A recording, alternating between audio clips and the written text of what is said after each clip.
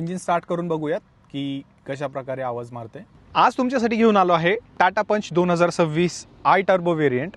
I turbo engine दोन व्हेरियंटमध्ये उपलब्ध आहे। अकम्प्लिश प्लस एस जे top of the line variant आहे, 9,79,000 रुपये याची किंमत आहे एक शोरूम, आणि दुसरं आहे ॲडव्हेंचर व्हेरियंट ज्याची किंमत आहे 8,29,000।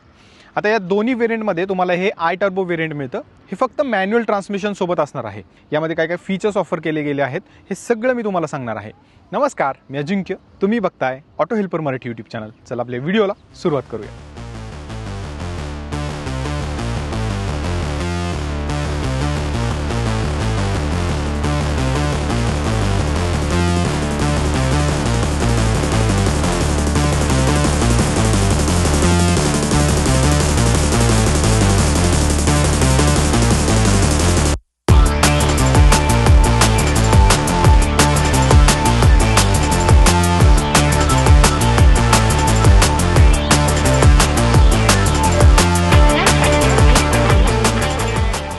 सगळ्यात पहिल्यांदा बोलूयात डिझाईनबद्दल। गाडीची डिझाईन पूर्णपणे चेंज करण्यात आलेली आहे। या ठिकाणी तुम्ही पाहू शकता इथे DRL जी आहे ती ऑफर करण्यात आलेली आहे। इथे पियानो ब्लॅक कलरमध्ये मटेरियल, टाटाचा लोगो, 360 डिग्री कॅमेरा आलेला आहे। त्याचा फ्रंट कॅमेरा या ठिकाणी तुम्ही बघू शकता। बाकी फ्रंट बंपर जो आहे तो 3D करण्यात आलेला आहे आणि अट्रॅक्टिव्ह वाटतोय। बेस व्हेरियंटपासूनच तुम्हाला LED हेडलॅम्प जे आहेत ते ऑफर केले जातात, आणि या व्हेरियंटमध्ये आता हे अकम्प्लिश प्लस एस व्हेरियंट आहे टॉप ऑफ द लाईन, यामध्ये तुम्हाला फॉग लॅम्प देखील देण्यात आलेले आहेत।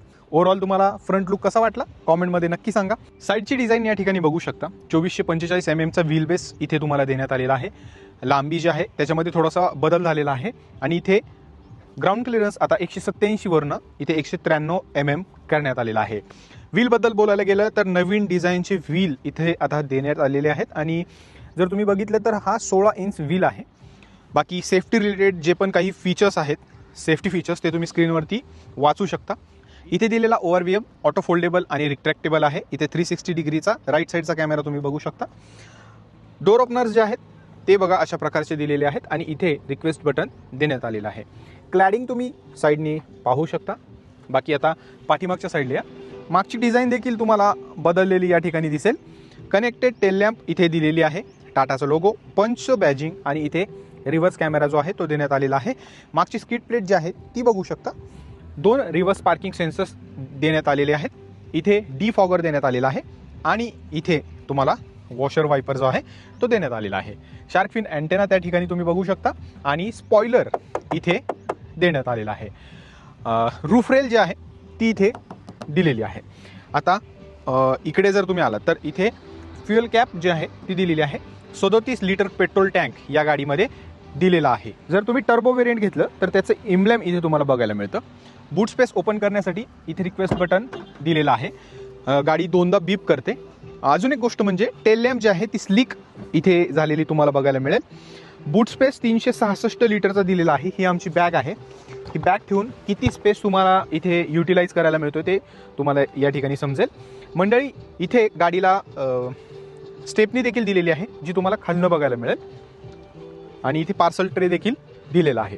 बूट स्पेस 366 लिटरचा तुम्हाला इथे बघायला मिळतो, पण जर असं तुम्ही डोळ्यांनी बघितला तर तुम्हाला युजेबल खूप वाटतो, कारण चौकोनी देण्यात आलेला आहे। इथे तुम्ही भरपूर सामान तुमचं ठेवू शकता। इथे वॉर्निंग देण्यात आलेली आहे की तुम्ही याला पकडायचं नाही। त्याचं कारण म्हणजे हे जर पकडलं तुम्ही तर कॅमेरा तुटू शकतो, निघू शकतो, म्हणून इथे डेडिकेटेड हँडल देण्यात आलेला आहे, त्यालाच धरून तुम्ही डिक्की बंद करायची। आता आपण आतमध्ये जाऊयात। टाटा पंचमध्ये जे डोर आहे ते 90 डिग्री ओपन होतं, म्हणजे पूर्णपणे तुम्ही असं ओपन करू शकता, म्हणजे आतमध्ये जाणं येणं सोपं होतं। रिमोट जो आहे तो बघा, हा रिमोट तुम्हाला यामध्ये दिला जातो। Lock, unlock, follow me home headlamp आणि बूट ओपनचं याच्यावरती बटन दिलेलं आहे। डोर ट्रिम दाखवतो तुम्हाला टाटा पंचची। इथे बघा सिल्वर कलरमध्ये ओपनर दिलेला आहे। डेडिकेटेड इथे लॉक देण्यात आलेला आहे। बाकी इथे ORVM कंट्रोल्स आणि पॉवर विंडो कंट्रोल्स दिलेले आहेत। बॉटल होल्डर त्या ठिकाणी दिलेला आहे। इथे स्पीकर ग्रिल तुम्हाला मिळते, आणि तुम्हाला अम्ब्रेला होल्डर देखील तिथे दिलेला आहे। या ठिकाणी स्टार्ट स्टॉपचं बटन देण्यात आलेलं आहे। इथे जर तुम्ही पाहिलं तर हे नवीन स्टेअरिंग व्हील देण्यात आलेलं आहे। हे स्टेअरिंग व्हील तुम्ही ॲडजस्ट करू शकता।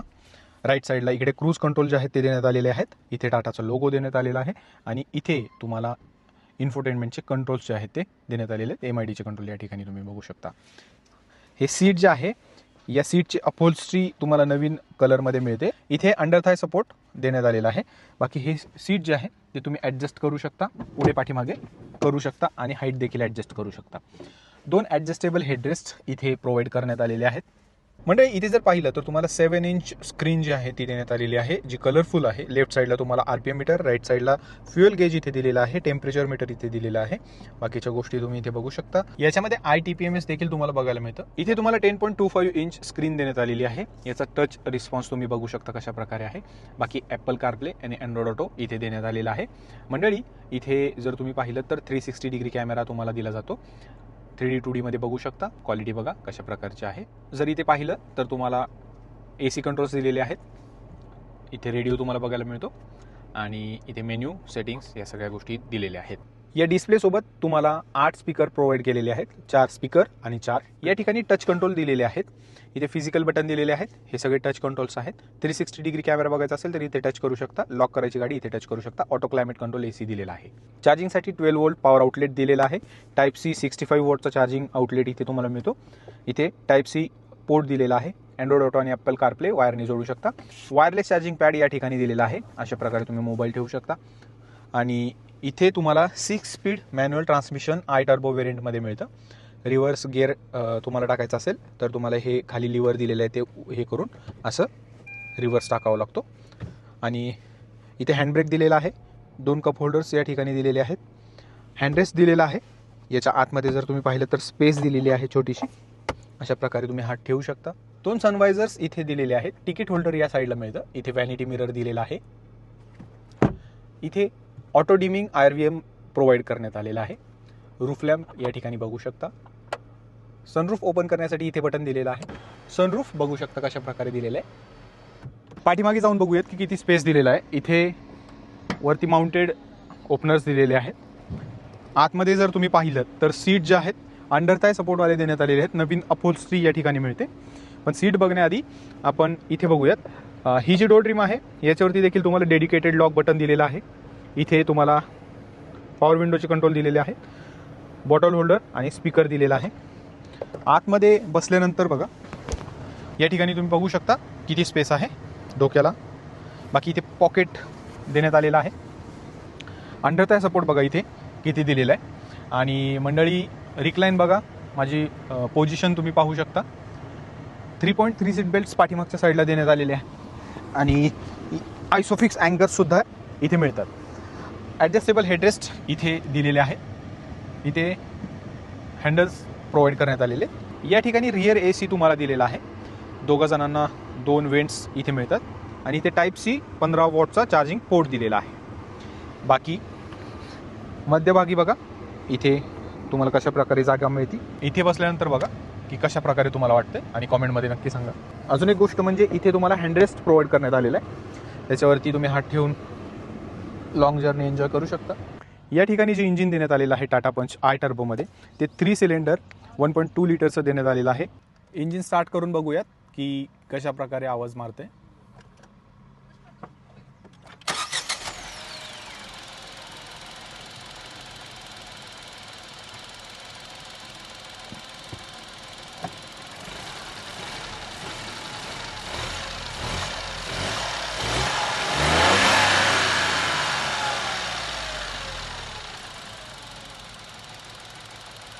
फर्स्ट गिअर टाकला, क्लच सोडला, गाडीचा रिस्पॉन्स बघा एकदम अशी जंप घेते गाडी. इतकी पॉवर आहे याच्यामध्ये. यामध्ये जर बघितलं तर 120 PS पॉवर आणि 170 Nm टॉर्क तुम्हाला मिळतो. एकदम टॉर्की इंजिन आहे.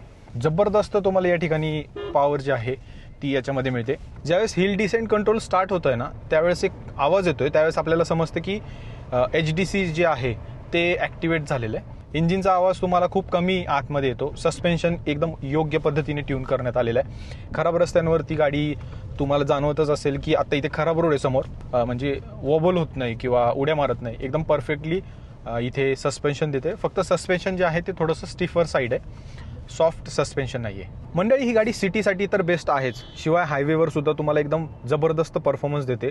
परफॉर्मन्स ज्यांना पाहिजे त्यांच्यासाठीच हे iTurbo इंजिन जे आहे ते कंपनीने लॉन्च केलेलं आहे.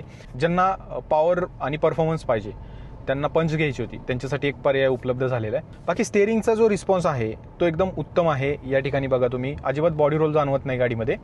आणि जर बघायला गेलं तर याचा रिस्पॉन्स देखील उत्तम आहे. आणि जसं जसं तुम्ही स्पीड वाढवता तसं तसं हे स्टेअरिंग व्हील जे आहे ते टाईट होतं, ज्याच्यामुळे तुमची कमांड राहते. हायवेवरती जर तुम्ही 100-120 क्रूज करत असाल तर हे स्टेअरिंग व्हील जे आहे ते टाईट झाल्यामुळे अपघात होणार नाही. तर ती एक चांगली गोष्ट याच्यामध्ये दिलेली आहे असं मला वाटतं. बाकी क्लचचा ट्रॅव्हल जो आहे तो सॉफ्ट आहे. ब्रेक देखील एकदम वाईट चांगला आहे. तुमचा अंदाज एकदम परफेक्टली येतो, म्हणजे तुम्हाला जिथं थांबायचं आहे त्या दृष्टिकोनातून तुम्ही ब्रेक दाबलाय तिथे जाऊन थांबते, जास्त पुढेही जात नाही, जास्त मागेही थांबत नाही. म्हणजे एक्झॅक्टली तुम्ही त्याचा अंदाज लावू शकता की ही गाडी कुठे थांबणार आहे. 2 पर्सन याच्यामध्ये बसलेले आहेत. सिटीमध्ये ज्यावेळेस बंपर टू बंपर ट्रॅफिक लागते त्यावेळेस सेकंड गिअरवरती चालवण्याचा मी प्रयत्न करतो आणि गाडी रिस्पॉन्स सुद्धा चांगली देते. या गाडीच्या बेस व्हेरियंटपासूनच खूप सारे सेफ्टी फीचर्स ॲड केलेले आहेत, त्याच्यामुळे खूप एक चांगली गोष्ट आहे. आणि आय टर्बोमध्ये तर तुम्हाला टॉप मॉडेलमध्ये तर सगळेच फीचर्स दिले जातात, सेफ्टीचे तर दिलेच जातात, शिवाय एक्स्ट्रा कन्व्हिनियंट फीचर्स सुद्धा खूप सारे मिळतात. ओव्हरऑल काय तर जर तुम्हाला परफॉर्मन्स आणि पॉवर गरजेचे आहे तर तुमच्यासाठी टाटा पंच आय टर्बो एक बेस्ट गाडी ठरणार आहे. कारण in terms of power, performance, torquey engine मिळते या ठिकाणी आणि तुम्ही रेव करू शकता तसं तुम्हाला हे इंजिन जे आहे ते रिस्पॉन्स देतं. बाकी 5 स्टार सेफ्टी तर आहे गाडीला.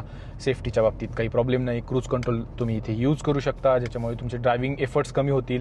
या साऱ्या गोष्टी या गाडीमध्ये दिलेल्या आहेत. प्रपोजिशन्स चांगले आहेत, बघायला समोर काही प्रॉब्लेम येत नाही, अंदाज व्यवस्थित होतो गाडी चालवताना. साध्यातला साधा माणूससुद्धा जर समजा दुसऱ्या गाडीवरनं या गाडीवरती शिफ्ट होणार असेल तर तो देखील एकदम परफेक्टली गाडी चालू शकतो. आणि मागचा अंदाज, साईडचा अंदाज परफेक्टली येतो. आणि त्यात 360 डिग्री कॅमेरा असल्यामुळे सुद्धा ते तुमचे एफर्ट्स कमी झालेले आहेत. तुम्ही लेफ्टचा इंडिकेटर दिला की तुम्हाला लगेच या ठिकाणी इथे लेफ्ट साईडचं दिसतं, राईटचं दिलं की राईट साईडचं दिसतं. तर या सगळ्या गोष्टी, सेफ्टी फीचर्स, याच्यामुळे एक बेस्ट पॅकेज तुमच्यासाठी हे झालेलं आहे. बाकी तुम्ही कुठली घेण्याचा विचार करताय, CNG AMT की आय टर्बो? कॉमेंटमध्ये नक्की लिहा.